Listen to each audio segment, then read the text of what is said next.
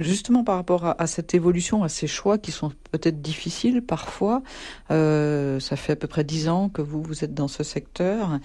Au niveau de la maturité, est-ce que vous avez l'impression que aujourd'hui vous arrivez à faire le vin que vous imaginiez faire, ou est-ce qu'il y a déjà quelques années que vous y arrivez, ou c'est encore un cheminement que vous devez faire? C'est encore un cheminement et je veux dire, la nature nous rend pas les choses beaucoup plus simples depuis 2, 3, voire 4 ans. Il y a le changement climatique, on dit le réchauffement climatique, on manque d'eau.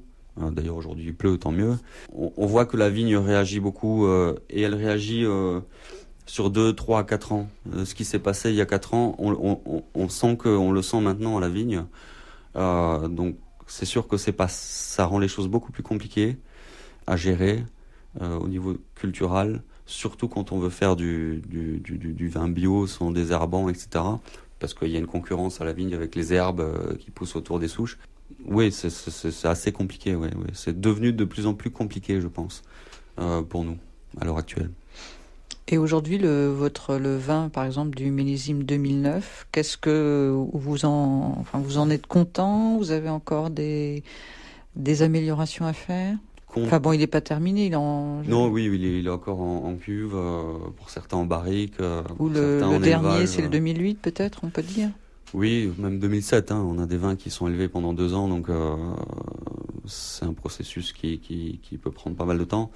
Le 2009, on en est content.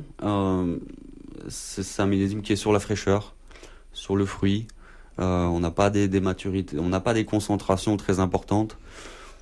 Mais à la limite, que recherche le consommateur à l'heure actuelle, c'est des vins qui sont, entre guillemets, buvables rapidement. De moins en moins, les gens vont remettre leurs bouteilles dans leur cave pour les ressortir 10 ans plus tard.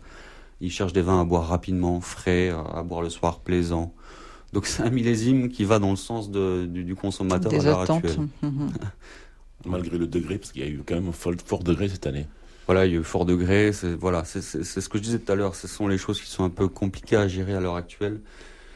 Les maturités sont très hétérogènes d'un cépage à l'autre, d'un terroir à l'autre, d'une vigne à l'autre, proche ou pas.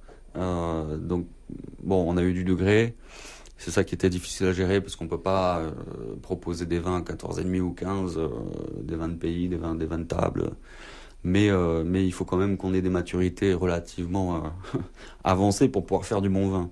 Donc c'était toute la difficulté du millésime 2009, les maturités. Et là, en ce moment, vous êtes le 2009, vous l'avez pas encore sorti là?